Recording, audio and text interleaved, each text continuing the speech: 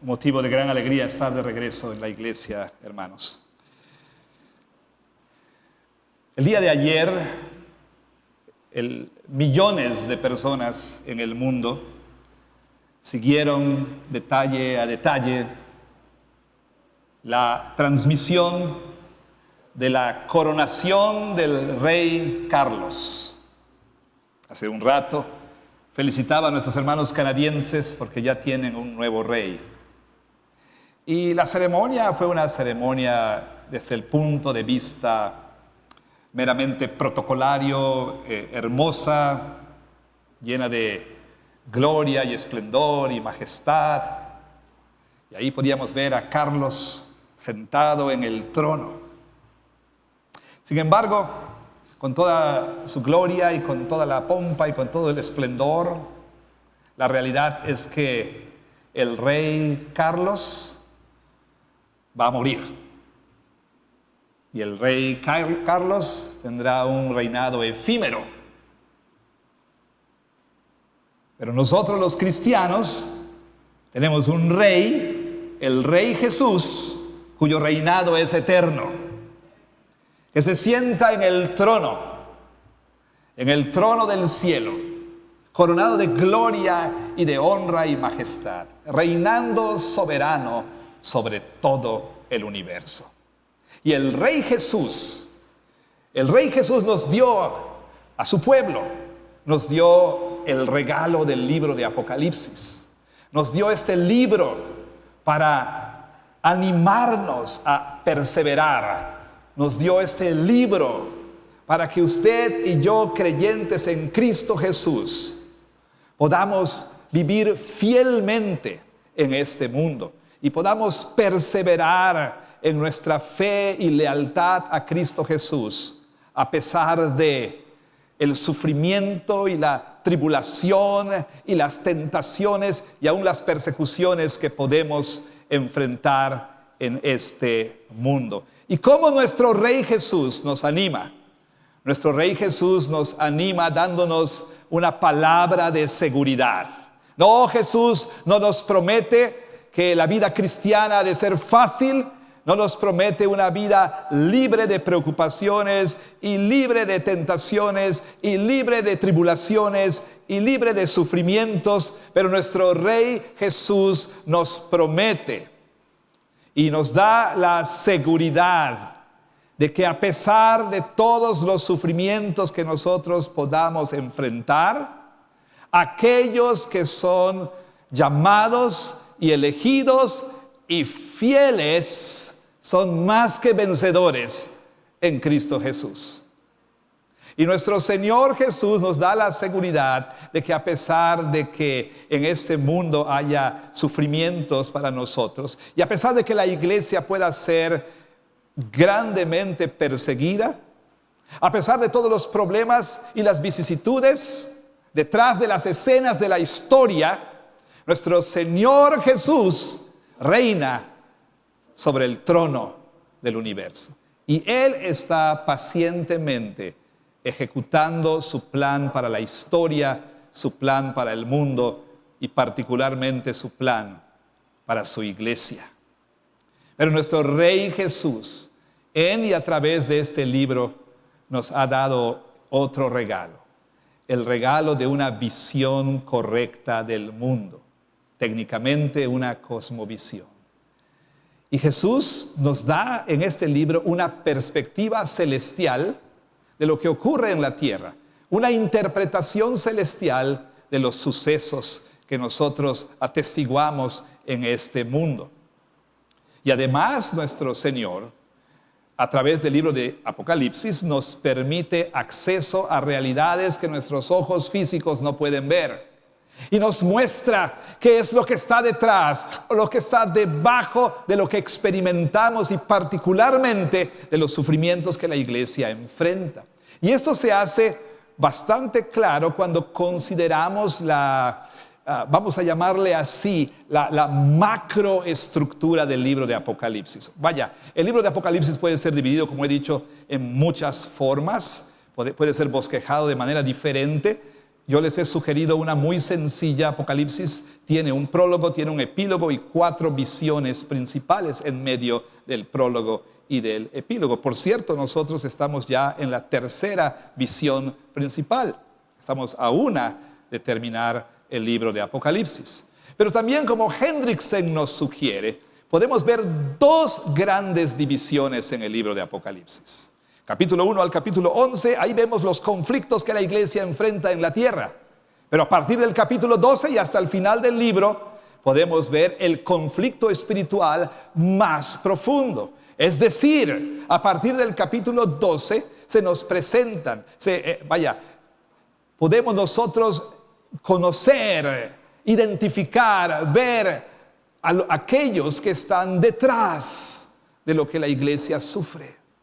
Y así entonces se nos presentan los enemigos de Cristo y de la iglesia: el gran dragón, el diablo y Satanás, las 2 bestias, la bestia que sale del mar y la bestia que sale de la tierra, o el falso profeta. Pero también en el capítulo 17 se nos introduce, se nos presenta a otro enemigo: la ramera, la prostituta, Babilonia. Ahora, es muy importante que tomemos en cuenta que, a pesar de que literariamente estos son presentados uno por uno, no quiere decir que aquí tenemos una secuencia cronológica. Es decir, que la iglesia primero enfrenta al dragón y luego enfrenta a la bestia y luego al falso profeta y por último a esta ramera llamada Babilonia. No, no es así, sino que Satanás a lo largo de la historia ha hecho uso de 2 armas muy poderosas en su guerra en contra del pueblo de Dios. Esto no es nuevo. Satanás lo ha hecho una y otra vez a lo largo de la historia. ¿Cuáles son sus armas? ¿Cuáles son esas 2 estrategias? Satanás, en su guerra en contra de la iglesia, en su intento de nulificar el testimonio de la iglesia, Satanás hace uso de persecución. Amedrenta a la iglesia, atemoriza a la iglesia mediante esta feroz bestia que es el poder político perseguidor en el mundo. Es decir, todo gobierno humano que persigue a la iglesia. Pero también Satanás hace uso de otra estrategia, de otra arma mucho más sutil. No solo amedrenta, sino Satanás busca nulificar el testimonio de los cristianos seduciéndolos, ofreciendo placer. Usa a las bestias y usa al mundo como estrategia, como armas para que los cristianos no tengan un testimonio efectivo en el mundo. Bueno, hemos considerado ya a las bestias. Ahora estamos viendo a esta otra arma que se llama Babilonia, esta ramera. Es ahí donde estamos. Y es lo que vamos a ver el día de hoy en mayor detalle. Ya hemos hablado de quién es esta mujer. Ya hemos visto su alianza con la bestia. Ahora vamos a ver la ruina de Babilonia, la caída de Babilonia. Y esto lo vamos a dividir en 2 partes. Hoy vamos a considerar los versículos 1 al 8. Y si Dios nos da vida, la semana que viene vamos a considerar entonces los versículos del 9 hasta el 19. Vamos a ver 1 al 8 y 21 al 24 el día de hoy. Y si Dios quiere, la semana que viene vamos a ver 9 al 19 y veremos también 19, 1 al 5. Vamos a orar y vamos a rogar que el Señor nos hable el día de hoy. Tenga, por cierto, su Biblia abierta ahí en el pasaje que acabo de mencionar. Esto es Apocalipsis 18, 1 al 8 y también 21 al 24. Y oremos entonces. Señor Dios, muchas gracias por tu palabra. Muchas gracias por traernos a la iglesia el día de hoy. Muchas gracias, Señor, porque nos concedes que en este momento podamos leer, escuchar, no solamente a personas leyéndonos tu palabra, sino también te damos gracias que podemos escuchar una exposición de tu palabra. Rogamos que esta sea fiel, sana, clara. Que tu Espíritu Santo, Señor, unja con su poder esta predicación, para que entonces el poder de tu palabra transforme la vida de todos los que estamos aquí en pensamiento, sentimiento, palabra y obra. Señor, rogamos que confrontes al no creyente con su necesidad imperante de arrepentirse de sus pecados y de creer en Cristo.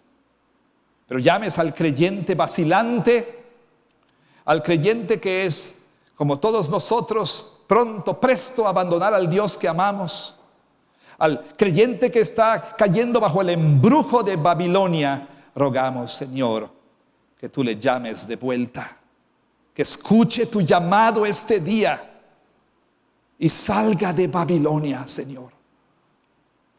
Y te rogamos que podamos ser fieles y obedientes a ti.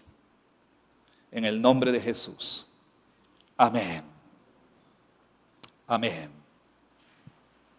Bueno, a lo mejor algunos de ustedes, sus mamás, sus papás o inclusive sus cónyuges, alguna vez les dijeron: no quiero que andes con esta persona, no quiero que salgas con esta persona, o para decirlo de manera coloquial, no te juntes. No sé si alguno de ustedes escuchó tal vez a su mamá decirle: vámonos, tesoro, no te juntes con esta chusma. O tal vez no, pero sí, tal vez alguna vez escucharon a sus padres o sus cónyuges o quizás sus maestros decirles: mira, te aconsejo que te separes de estas personas. Te aconsejo que dejes estas amistades. Te aconsejo que te alejes de estas personas. El día de hoy vamos a escuchar al Señor decirle a su pueblo: sal, aléjate de Babilonia. Sal de Babilonia. Estamos nosotros en una sección del libro de Apocalipsis que tiene que ver con el juicio de Babilonia. Bueno, en realidad tiene que ver con, como dije, con la presentación de Babilonia, la descripción de Babilonia y por supuesto también con su juicio. Es una sección que va del 17.1 hasta el 19.5. Ahora bien, un ángel había prometido, había dicho, había anunciado revelar el castigo de Babilonia. Vea usted capítulo 17, versículo 1. Vino entonces uno de los 7 ángeles que tenían las 7 copas y habló conmigo diciéndome: ven acá y te mostraré la sentencia contra la gran ramera, la que está sentada sobre muchas aguas. Anuncia entonces, promete que ha de mostrar, ha de revelar este juicio, esta caída, esta ruina, la perdición de Babilonia. Dice Juan, uno de los 7 ángeles entonces me dijo esto.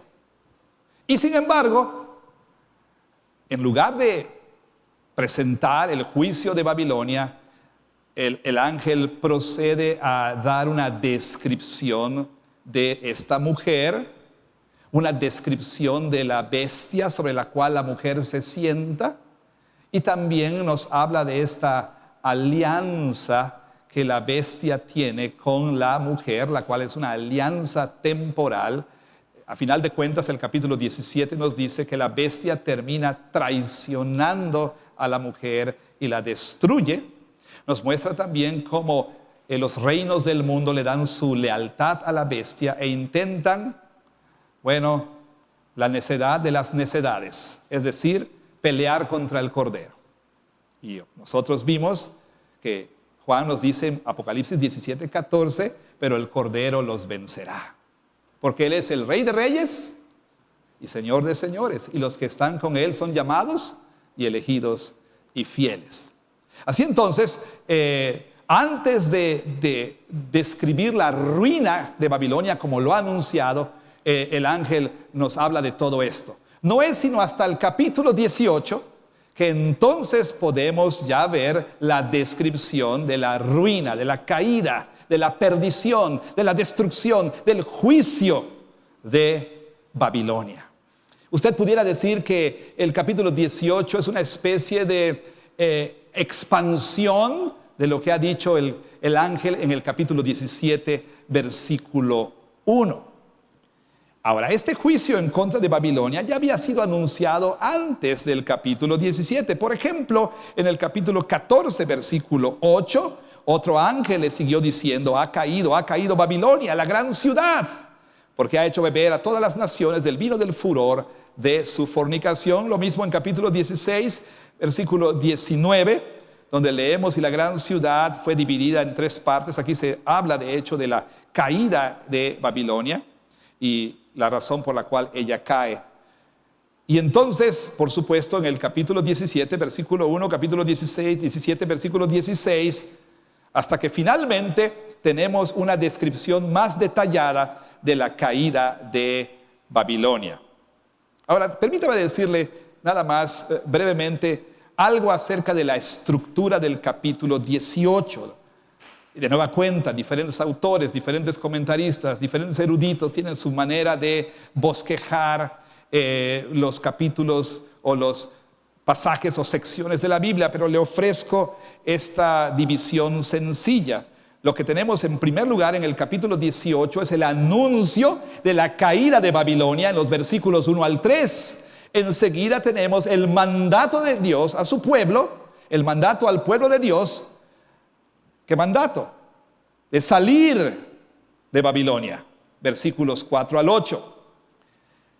Después tenemos el lamento por la caída de Babilonia. Los habitantes de la tierra, los reyes de la tierra, los mercaderes de la tierra, todos hacen lamento por la caída de Babilonia, versículos 9 al 19.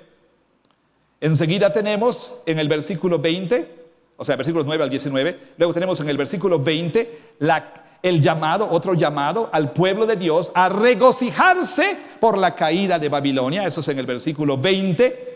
Y finalmente tenemos una representación de la caída de Babilonia en los versículos 21 al 24. Ahora bien, uno se preguntará, ¿por qué Dios incluye todo esto en el libro de Apocalipsis? ¿Por qué razón Dios decidió instruir a Juan a escribir esto? Aquí en el capítulo 18 se nos habla de muchas cosas.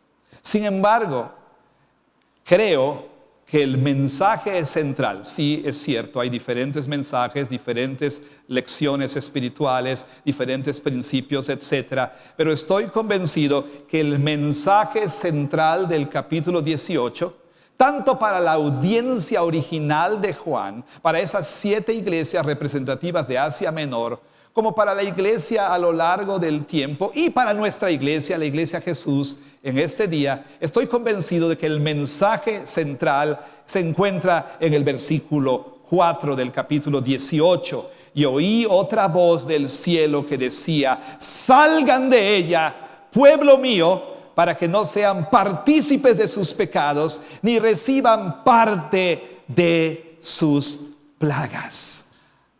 Este es el llamado a todo creyente. Este es el mandato que Jesús le da a su iglesia: salgan de Babilonia. Ahora, el llamado a salir, a dejar, es un llamado constante que Dios hace a su pueblo. Ese llamado a separarse es un llamado que podemos encontrarlo a lo largo de toda la historia de la redención. Quizá este primer llamado lo encontramos en el libro de Génesis, cuando nos dice Moisés que Dios le había dicho a Abraham: vete de tu tierra y de tu parentela a la tierra que yo te mostraré. Ahora, Abraham, antes de ser Abraham, vivía interesantemente en la región conocida como Babilonia. Vivía entre los caldeos. Y Dios le llama a Abraham a dejar Ur e ir a una tierra desconocida para él, una tierra que él le iba a mostrar. Ahora, la versión hollywoodense es que Abraham inmediatamente obedeció el llamado, pero no es así. Por eso es que en el capítulo 12 dice, pero Dios había dicho a Abraham. Es decir, en el capítulo 11 hay un llamado original a dejar Ur, el cual no obedece hasta que finalmente Taré toma a la familia y salen de ahí. Salen de la tierra de Ur. Luego en el capítulo 19, Génesis 19, hay un llamado a una familia a abandonar las ciudades de Sodoma y Gomorra. Me refiero a la familia de Lot. Y usted conoce el relato, si no puede leer más adelante, no en este momento, por supuesto, la narrativa en Génesis 19. Hay un detalle interesante ahí. Dios los llama a dejar estas ciudades perversas. Sin embargo, note cuando lea que el ángel tiene que tomar de la mano a Lot y llevarlos y sacarlos. Es por gracia. Por gracia es que Dios les permitió salir de esta ciudad perversa y no recibir el juicio que venía sobre ella.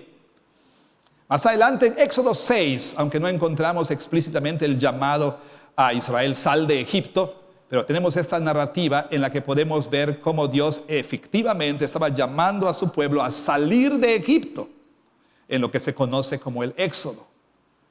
En tiempos del exilio, Dios también hace este mismo llamado a su pueblo cautivo en Babilonia. De hecho, en Jeremías capítulo 51 y otros pasajes también, por supuesto, encontramos en Jeremías 51, que por cierto es el trasfondo principal de Apocalipsis 18. En otras palabras, el lenguaje de Apocalipsis 18 es prestado de Jeremías 51, también de Isaías y también de Ezequiel, pero principalmente de Jeremías 51. Ahí encontramos nosotros que Dios 3 veces llama a Israel, a su pueblo, a dejar Babilonia, a salir de Babilonia. Jeremías 51, versículo 6, Jeremías 51, versículo 19, Jeremías 51, versículo 45. Pero ¿qué del Nuevo Testamento? El apóstol Pablo llama a los corintios en 2 de Corintios capítulo 6, 17 hasta el 7, 1. Les dice, teniendo tales promesas, ¿verdad? Salgamos, dejemos el pecado, dejemos el mundo, dejemos, pocas palabras, dejemos esta vida de pecado y perfeccionemos la obediencia en el temor del Señor. Y finalmente aquí en Apocalipsis 18, el mensaje al pueblo de Dios es: salgan de Babilonia. Pero usted se preguntará, sobre todo si no ha estado aquí, ¿de qué está hablando este pastor? ¿Quién es esta Babilonia?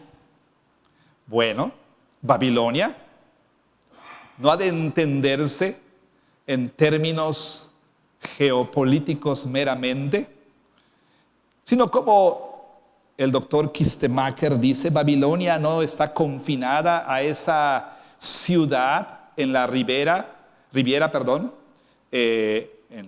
obviamente del río Éufrates.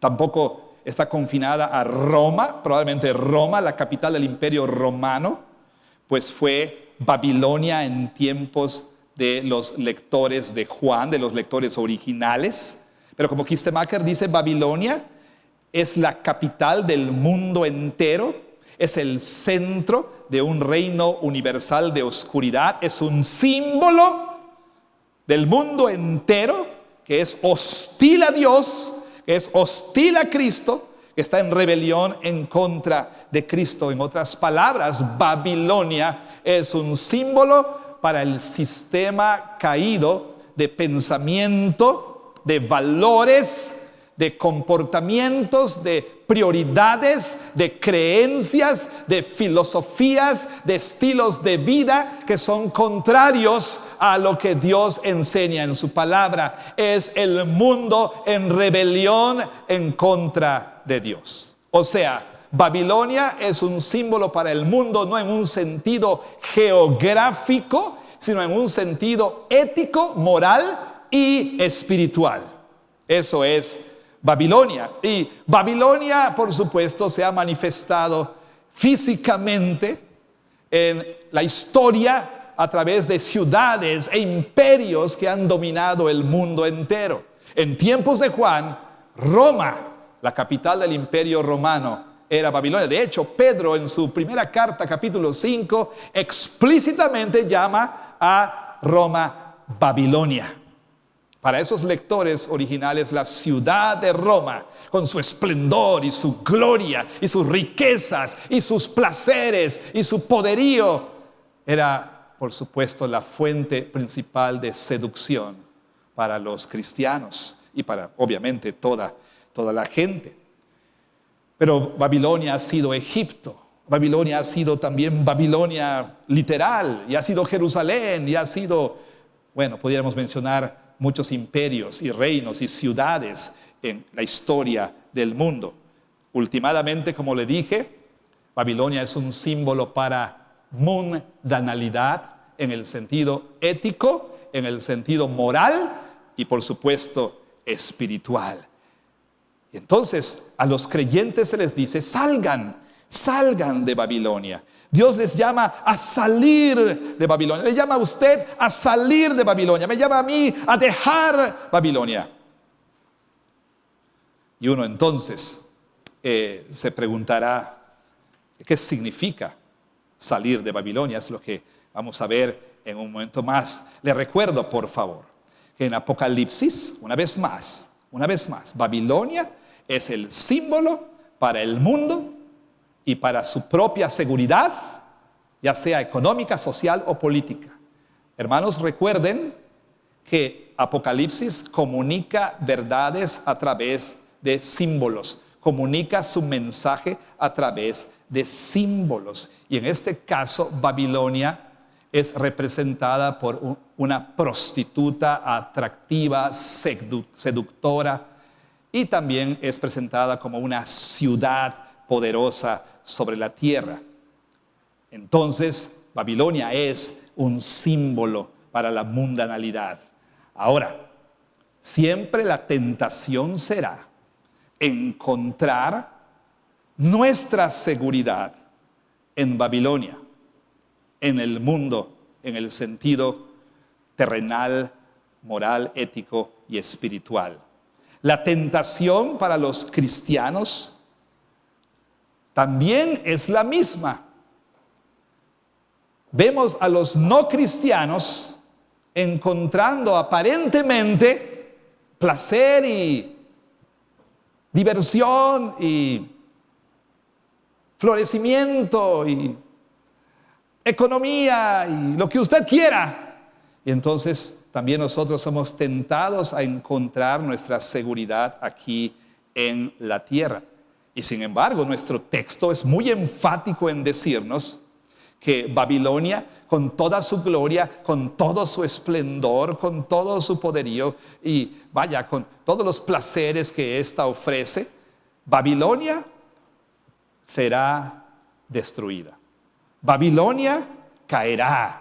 Babilonia será juzgada y Babilonia no existirá más. De hecho, aquí en el capítulo 18 podemos ver que en primer lugar se anuncia el juicio de Babilonia, como les dije en versículos 1 al 3. Dice: después de esto vi a otro ángel descender del cielo con gran poder, y la tierra fue alumbrada con su gloria, y clamó con voz potente diciendo: ha caído la gran Babilonia, y se ha hecho habitación de demonios y guarida de todo espíritu inmundo y albergue de toda ave inmunda y aborrecible, porque todas las naciones han bebido del vino del furor de su fornicación, y los reyes de la tierra han fornicado con ella, y los mercaderes de la tierra se han enriquecido de la potencia de sus deleites. Después de esto no quiere decir a una secuencia cronológica. Después de esto se refiere al orden de las visiones, es decir, es la siguiente visión. No necesariamente está hablando de sucesos estrictamente cronológicos. Vi a otro ángel, ya anteriormente otros ángeles han entrado en escena. Algunos dicen que este ángel poderoso, este ángel refulgente, este ángel con gran autoridad es Cristo. De hecho, comentaristas respetadísimos, de los cuales no soy digno de desatar o atar las correas de su calzado, dicen que este ángel es Cristo. Yo tengo mis dudas. Nunca en Apocalipsis a Jesús se le llama o se le identifica como un ángel. Y número 2, este ángel habla de Dios en tercera persona. Y por esta razón no creo que sea Cristo, sino un ángel que ha recibido la autoridad para proclamar la destrucción de Babilonia. Y dice que este ángel clamó con voz potente para que todos oigan, para que a nadie le quede duda, para que nadie diga no supe. ¿Y cuál es el mensaje de este ángel? Escuche, ha caído la gran Babilonia. Ahora, 2 detalles aquí importantes. Ha caído. ¿Por qué la repetición? Algunos saben, algunos no. Literariamente hablando, los hebreos, cuando ellos escribían, para enfatizar, para decir esto es importante, para decir presten atención, a diferencia de nosotros, ellos no subrayaban, ellos no resaltaban, no ponían negritas, no ponían itálicas, sino que ellos repetían palabras. Cuando dice ha caído, está diciendo que la caída de Babilonia no es una mera posibilidad, sino una absoluta certeza. Y mejor es que prestes atención a esto, para que no pongas tu esperanza en Babilonia. Pero también el ángel anuncia la caída como si esta ya hubiera ocurrido, ¿no es cierto? Ha caído, es tan cierta que se da por un hecho. Una vez más, no es una mera posibilidad, es una realidad. O sea, en términos de cultura popular, del folclore mexicano, esa ciudad está muerta, nada más que no se lo han dicho. Así es, nada más que no se ha enterado. Esta ciudad está muerta, nada más que no se ha enterado. Ahora, además de este anuncio, para darle más fuerza, al final del pasaje, versículos 21 al 24, ahí podemos ver a otro ángel dando una lección objetiva, es decir, haciendo una representación, dando una ilustración de la caída de Babilonia. Versículos 21 al 24, escuche usted cómo lo dice el apóstol Juan. Y un ángel poderoso tomó una piedra, como una gran piedra de molino, y la arrojó en el mar, diciendo: con el mismo ímpetu será derribada Babilonia, la gran ciudad, y nunca más será hallada, y voz de arpistas, de músicos, de flautistas y de trompeteros no se oirá más en ti. Ningún artífice de oficio alguno se hallará más en ti, ni ruido de molino se oirá más en ti, luz de lámpara no alumbrará más en ti, ni voz de esposo y de esposa se oirá más en ti, porque tus mercaderes eran los grandes de la tierra, pues por tus hechicerías fueron engañadas todas las naciones. O sea, el ángel ilustra el anuncio de la caída de Babilonia de manera visible. Toma una gran piedra de molino, la arroja al mar y dice: ven, así como esta piedra, así será la caída de Babilonia. Algo que será inmediato, rápido y definitivo.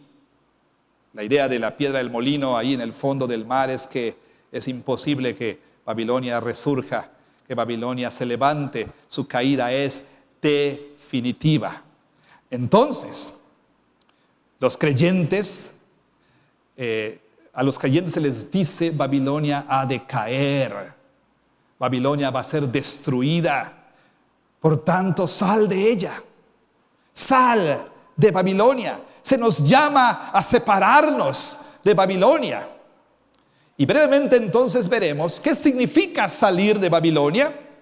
Y número 2, ¿por qué debemos salir de Babilonia?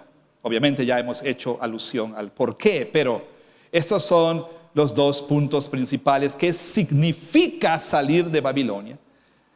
De manera bastante breve. Y número 2, ¿por qué debemos salir de Babilonia? Comencemos entonces hablando, como dije, brevemente sobre qué significa salir de Babilonia. Créanlo o no, pues insisten que los que tienen una interpretación literal del libro de Apocalipsis insisten que en algún momento Babilonia ha de ser reconstruida y Babilonia llegará a ser un poderoso reino y entonces los cristianos debemos abandonar esa ciudad, etc. No creemos tal cosa. El libro de Apocalipsis es un libro simbólico y el nombre Babilonia es un nombre simbólico también. Pero lo que sí podemos decir aquí con certeza es que la separación que se nos manda no es una separación principalmente física. No se nos manda separarnos físicamente en el sentido de que, bueno, los cristianos debemos habitar en una especie de campamento en algún lugar aquí de la jungla yucateca, lejos del mundo. Una especie de Alexandria para que los zombies no vengan y nos ataquen. Lejos, como los Amish o los menonitas, vivir entonces separados físicamente de este mundo caído y pecador y de las tentaciones, etc. Ciertamente esa no es la enseñanza de la Escritura. Jesús en su oración sacerdotal en Juan 17 oró por sus discípulos diciendo: no ruego que los quites del mundo, sino que los guardes del mal. Y Jesús dijo: Padre, ellos están en el mundo, pero no son del mundo. No te ruego que los quites del mundo, sino que los guardes del mal. Tristemente, la iglesia ha mal entendido la enseñanza de la Biblia. La iglesia se ha aislado de la cultura. La iglesia ha dejado de ser sal y luz. Y entonces, bueno, el resultado es lo que vemos en gran medida, ¿no es cierto? La iglesia ha rehusado participar en la vida de la sociedad. Los cristianos han rehusado estar presentes. La iglesia ha rehusado participar en ciencia, política, arte, entretenimiento, etc. Y bueno, entonces no les sorprenda que tengamos lo que tenemos en la cultura. Los cristianos, erróneamente, muchos de ellos han pensado que esta separación necesaria y estrictamente significa que usted ya no debe tener amigos no cristianos, que usted no debe ver películas no cristianas, que usted no debe oír música no cristiana, que usted no debe jugar en ligas donde solamente no cristianos juegan, etcétera, etcétera, etcétera. Todo esto es una mala interpretación. Por supuesto que hay un momento para una separación física. La misma Biblia nos dice que debemos huir de malas amistades. ¿No es verdad? Hay un momento para que estos chicos digan: no, ¿sabes qué? No me junto con este grupo. Sobre todo si tienes ciertas luchas y estás luchando, por ejemplo, con pornografía y este grupo de amigos se andan pasando ahí imágenes en los grupos de chat y en el WhatsApp y demás. Tal vez hay un momento para dejar ciertas amistades. ¿Sí? Estás luchando para cuidar tu salud. Hay un momento para separarte del grupo de varones de la iglesia que comemos tacos cada semana, ¿no? Hay un momento para decir: no, discúlpenme, no puedo estar con ustedes porque es mucha tentación para mí. Vaya, como siempre digo, si tienes problemas con la glucosa, aléjate de Krispy Kreme, ¿no? Hay un momento para eso. Hay un momento para evitar la proximidad. Hay un momento para no estar con no cristianos, con ciertas compañías, es cierto. Pero la separación a la cual se nos llama aquí es una separación principalmente ética, moral, espiritual. Pablo le dice a los corintios en 1 Corintios capítulo 5, yo les escribí que no se juntaran y empieza a describir los fornicarios y estos y los otros, ¿verdad? Empieza a enlistar una serie de pecadores.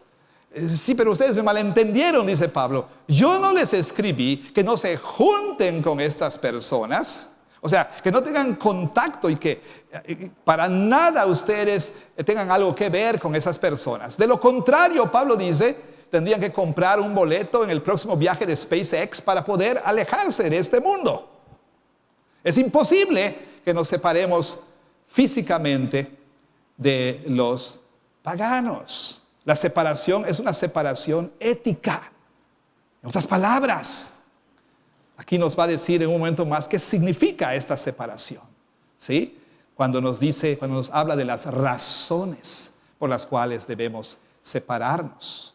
Nos dice claramente el versículo 4. Vaya usted al versículo 4. Y oí otra voz del cielo que decía: salgan de ella, pueblo mío, para que no sean partícipes de sus pecados. ¿Y para qué? Para que tampoco reciban parte de sus plagas. ¿Por qué debemos salir de Babilonia? Que explica un poco más el significado de la naturaleza de esta separación. ¿Por qué? Nos dice claramente: no sea que participemos, en primer lugar, no sea que participemos de sus pecados. ¿De qué pecados? ¿De qué pecados?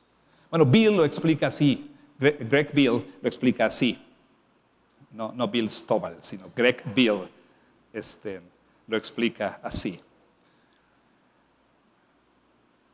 Debemos separarnos del confiar en la seguridad del mundo en la manera en que los no creyentes lo hacen. De este pecado está hablando aquí principalmente. Debemos separarnos de confiar en la seguridad del mundo, ¿sí? En la manera en que los no creyentes lo hacen. ¿Y cómo los no creyentes buscan confiar o confían en la seguridad del mundo? Bueno, hay por lo menos dos maneras. Número uno, haciendo lo que se tenga que hacer, haciendo lo que se requiera para poder asegurar las cosas que este mundo ofrece. Lo que tengas que hacer, ¿sí? Por ejemplo, hay no creyentes, inclusive algunos creyentes somos tentados a seguir las maneras del mundo. Por ejemplo, hay padres que con tal de asegurar todo lo que Babilonia ofrece, y oiga la lista, hay una lista aquí impresionante de placeres y de posesiones y riquezas y de deleites que Babilonia ofrece. Entonces, el no creyente hace lo que tenga que hacer para asegurar estas cosas. Decía, padres, por ejemplo, pues pueden sacrificar a su familia con tal de tener la buena casa, los buenos autos, tener las marcas, tener el dinero en el banco y los viajes y esto y aquello. O también, por supuesto, no importa que yo tenga que hacer, ¿sí? Pero yo tengo que tener esto que el mundo ofrece. Para el cristiano, la tentación a veces es, bueno, pues que es que yo quiero dar a mi familia lo mejor y no hay nada de malo con eso, ¿verdad? Pero de poco a poco el cristiano empieza a seguir la manera del mundo. Y si tengo que abrir mi negocio el domingo, si tengo que dejar de ir a la iglesia, si tengo que abandonar la iglesia por tener dinero para poder comprar estas cosas, bueno, pues ni modos, tengo que hacerlo. Tengo que hacerlo para poder asegurar todas estas cosas tan bonitas que Babilonia ofrece. El estudiante, siguiendo las maneras del mundo, dice, no, pues es que ya no puedo ir a la iglesia porque mi carrera y tengo que estudiar y demás. No me malentiendan, está bien que seas disciplinado y está bien que quieras estudiar y está bien que quieras una buena carrera, pero el punto es por qué quieres todo eso. La persona pobre dice, yo quiero tener esto, y todos los días está apuntándole al melate, al tris, a la bolita, a la lotería, etcétera. Tengo que hacer lo que yo tenga que hacer. La señora que deja a los hijos en la escuela y entonces pasa por el casino región 4, o sea, las maquinitas que ponen en las tiendas, y la señora se acaba el gasto que le dio su esposo en esas maquinitas. Lo que yo tenga que hacer para tener, para asegurar lo que este mundo ofrece. Yo quiero tener tal apariencia, voy a hacer lo que tenga que hacer, voy a dejar de comer, voy a tomar medicamentos, voy a ahora sí que castigar mi cuerpo porque quiero esta apariencia, quiero lucir de esta manera, voy a hacer lo que tenga que hacer para tener esto que el mundo ofrece. Y no tengo el tiempo, podríamos hablar de más y más y más ejemplos. Pero ¿qué otra cosa hacen los no creyentes? Bueno, una vez que aseguran estas cosas, ponen su esperanza en lo que el mundo ofrece. Y entonces dicen, aquí está mi confianza. ¿Y por qué no? Si miran a Babilonia, y Babilonia, ¿qué es lo que dice? Vean ustedes, versículo 7. Cuánto ella se ha glorificado y ha vivido en deleites, ¿no? Porque dice en su corazón, yo estoy sentada como reina y no soy viuda y no veré llanto.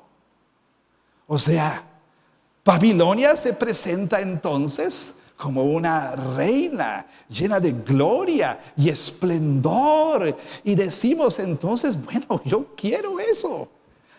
Yo anhelo una vida así. Yo quisiera ser como esas personas que veo en los comerciales y que veo en ciertos lugares de Mérida o en las redes sociales. La ama de casa o la mujer que presenta su casa a la Martha Stewart, ¿no? Así toda bellísima, o el cuerpo tal, o los viajes tales, o las compras tales. Y veo a esas personas que viven vidas en las que no se preocupan por nada, siempre sonrientes, siempre disfrutando, siempre teniendo. Y pues yo quiero, y voy a hacer lo que tenga que hacer. Voy a hacer lo que tenga que hacer, aunque signifique que voy a comprometer mis convicciones cristianas para tener lo que el mundo ofrece. Bueno, ¿y cómo sucede esto? Vaya, ¿cómo es que entonces el creyente, o bueno, aún el no creyente, bueno, empezando por el no creyente, cómo es que el no creyente puede entonces vivir de esta manera? Bueno, Babilonia hace algo. Vea usted el versículo 3. Vea el versículo 3. Porque todas las naciones han bebido del vino del furor de su fornicación. En el capítulo 17 se nos dice que ella da de beber, y aquí se nos dice han bebido, ¿no? ¿Por qué podemos vivir de esa manera? Porque hemos bebido del vino del furor de su fornicación. ¿Y qué significa esto? Obviamente aquí está usando una figura, un símbolo, y está hablando de los efectos de la intoxicación. Y no me refiero a haber comido camarón o nueces o algo así, me refiero al efecto intoxicador de las bebidas alcohólicas. ¿Qué hace el alcohol? Cuando una persona es intoxicada, cuando se emborracha, ¿cuál es el efecto? ¿Qué produce? Podemos pensar en muchas cosas, y aquí Bill una vez más es útil. Dice, en primer lugar, la intoxicación por alcohol remueve el deseo de resistir la tentación para pecar, ya sea sexualmente, financieramente, para robar, etc. Usted lo ve en las películas. ¿Qué es lo que se sirve antes de seducir a la persona? Una copita de un trago, esto, aquello, desinhibe, ¿no es cierto? Hace a la persona así como que más dispuesta a hacer cosas que no haría si no estuviera bajo esos efectos. Le remueve el autocontrol. Entonces el vino, el alcohol también ciega a la persona al potencial del daño. Una persona que bebe está ciega a los daños que ciertas conductas pueden producir. O sea, hace cosas estúpidas, ¿sí? Que no haría cuando está en sí. ¿Por qué? Porque no se da cuenta o está ciega al daño. En tercer lugar, entume a la persona con respecto a la certeza del juicio venidero, ¿sí? A veces a los que están condenados a muerte se dice, les dan unas copitas para que no piensen demasiado o piden unas copitas para que no piensen en lo que viene después.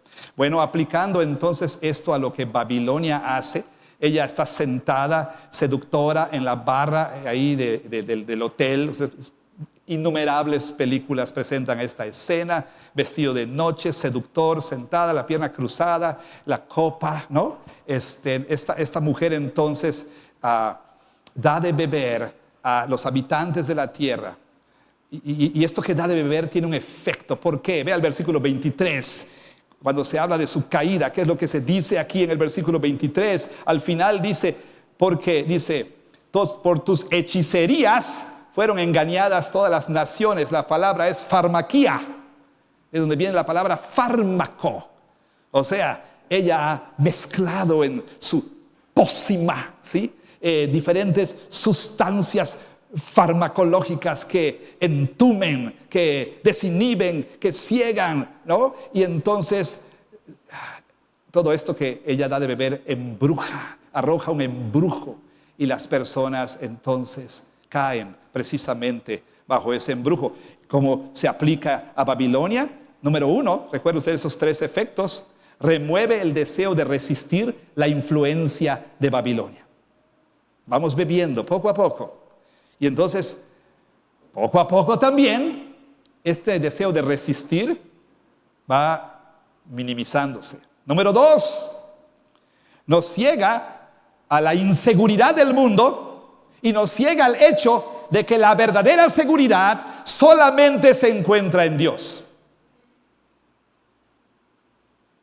Y número 3, nos ciega, o nos entume, mejor dicho, con respecto al juicio venidero. Escuche aquel hombre que viendo sus graneros dijo: ¿qué haré? ¿Tiraré estos graneros y voy a hacer más grandes?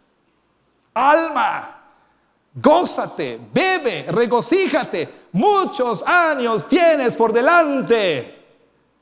Pero Dios le dijo: necio, esta noche vienen a pedirte tu alma. Babilonia se sienta y dice: soy una reina, me siento como reina. No solamente me siento de sentirse, sino de sentarse. Se sienta en el trono. Soy una reina, no soy una viuda, y yo no veré tristeza alguna.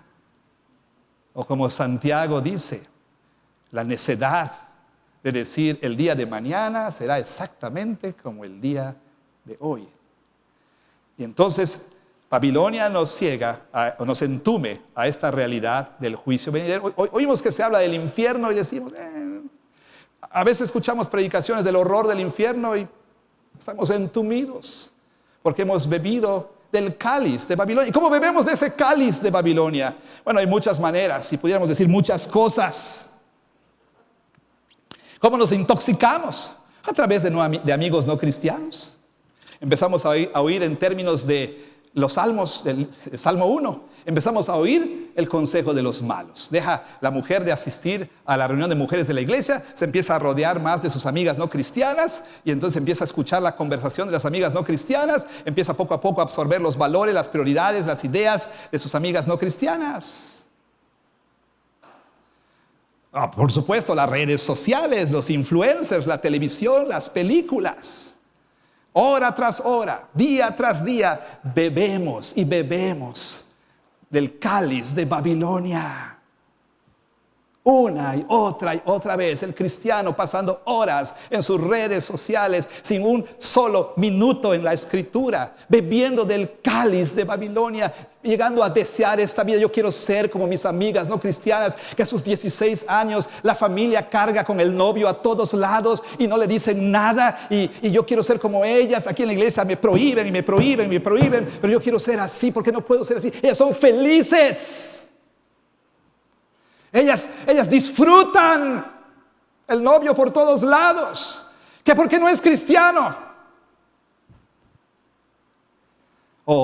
Y así por el estilo. Podemos mencionar un montón de cosas. Vemos ahí los canales una y otra vez de las doñas que nos presentan sus casas que parecen museos. Y ahí estamos y quiero esa casa. O viendo videos en TikTok, quiero ese cuerpo. Sí, dice Matías, ¿no? Quiero esa casa, quiero ese cuerpo, quiero ese coche, quiero ese trabajo, quiero esa vida, quiero esos viajes. Y entonces nosotros los cristianos vamos intoxicándonos. Y empezamos, por ejemplo, a gastar y a gastar y a gastar y a gastar. Y llegamos a ser esclavos. Y ya no tenemos para dar a la obra del Señor. Empezamos a emplear nuestro diezmo.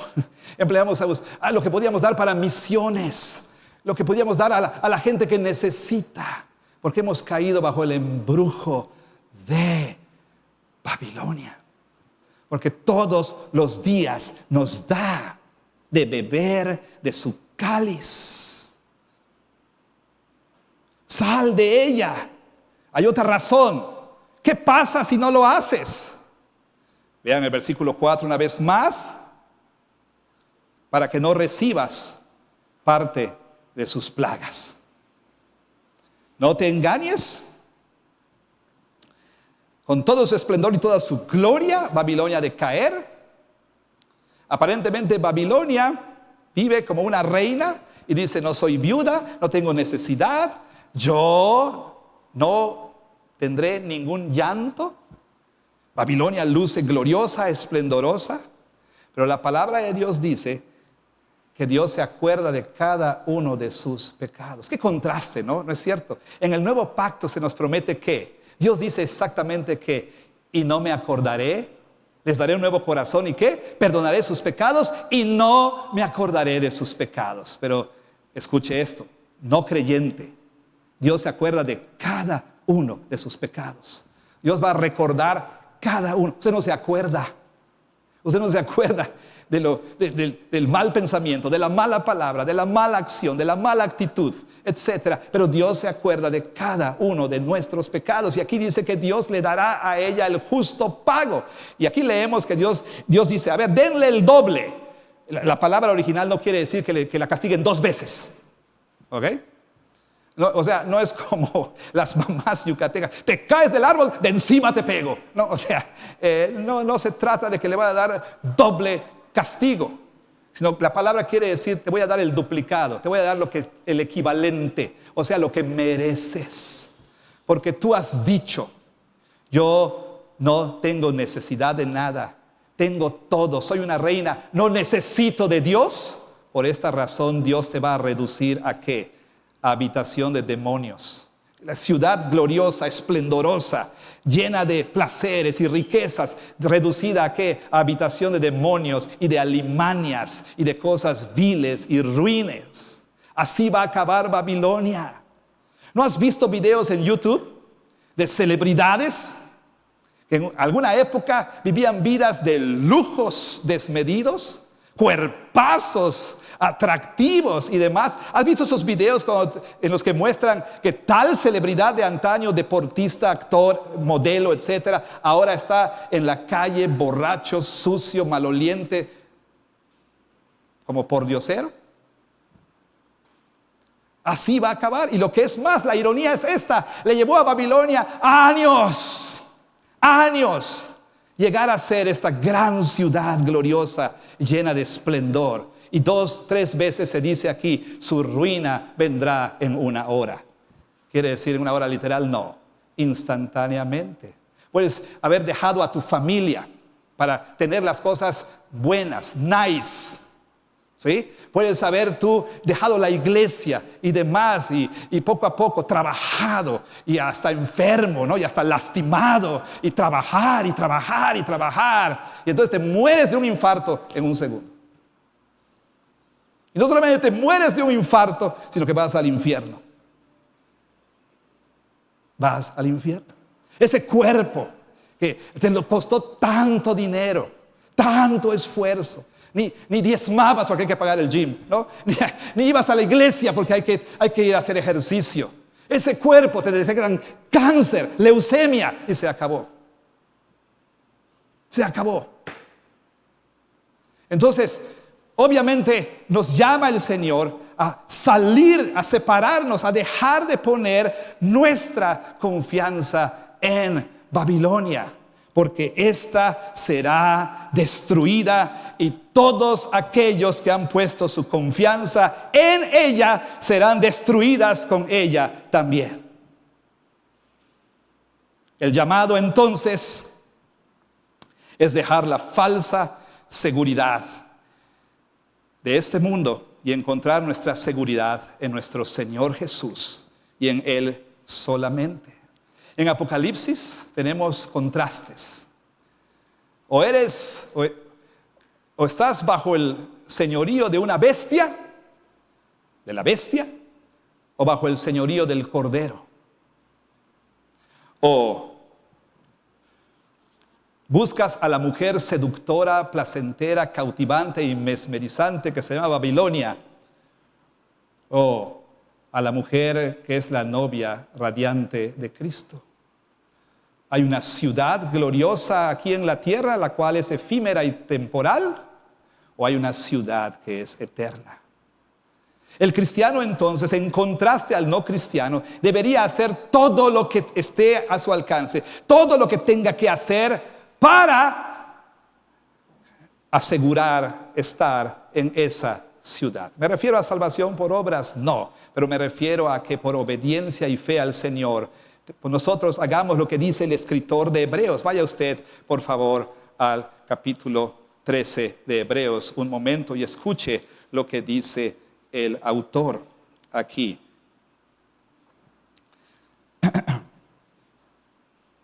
Dice, versículo 13, salgamos pues a él. Bueno, desde el versículo 11, porque los cuerpos de aquellos animales cuya sangre a causa del pecado es introducida en el santuario por el sumo sacerdote, son quemados fuera del campamento. Por lo cual también Jesús, para santificar al pueblo mediante su propia sangre, padeció fuera de la puerta. Salgamos pues a él, fuera del campamento, llevando el reproche, el vituperio, la burla, el escarnio, el rechazo, ¿sí?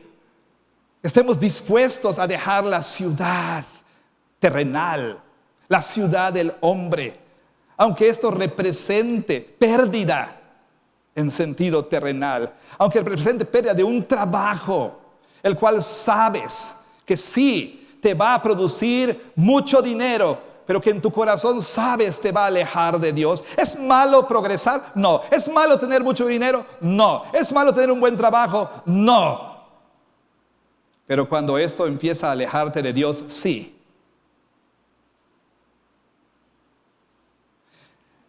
Salgamos de la ciudad, aunque significa perder una relación. Sí, está guapa, está guapo, te hace sentir muy bonito, lo que tú quieras. Salgamos fuera de la ciudad y estemos dispuestos a perder amistades, relaciones, promociones, aumentos. Salgamos pues y llevemos el vituperio de Cristo Jesús. En tiempos de Juan, los cristianos verdaderos rehusaban ser parte de los gremios a los que tenían que pertenecer. Tenían que pertenecer para poder vender y para poder comprar, para poder participar de la vida, por supuesto, económica en las ciudades de Asia Menor. ¿Por qué no estaban dispuestos a participar? Porque los gremios requerían ofrendas y sacrificios a las deidades romanas y al emperador romano. Los cristianos preferían entonces pasar hambre antes de gozar de los deleites temporales de esta vida. Y para nosotros, por supuesto, ¿qué significa esto? Significa, como he dicho, las cosas que mencioné y muchas otras más. ¿Por qué? ¿Cuál es la razón? Porque no tenemos aquí ciudad permanente, sino buscamos la porvenir. Babilonia es gloriosa, sí. Babilonia es placentera, sí. Babilonia es deleitosa, sí. Pero es efímera, no es permanente. Vendrá a su ruina. Los cristianos estamos dispuestos a salir de esta ciudad porque no tenemos aquí ciudad permanente, sino buscamos la porvenir. No sé si usted, yo también como usted, sufro el embrujo de Babilonia y necesito la gracia de Dios para resistir. La gracia de Dios para resistir. Hoy podemos venir a su mesa, primero en arrepentimiento y decir: Señor, he estado bebiendo de la copa de esta mujer. Ayúdame, despiértame del embrujo, hazme ver la realidad y dame tu gracia para salir de ella y para buscar la ciudad eterna que por cierto es descrita exactamente igual que Babilonia. Dios ofrece riquezas y deleites y placeres y goces en plenitud en la vida venidera para los que son fieles a Cristo Jesús. Que Dios bendiga su palabra.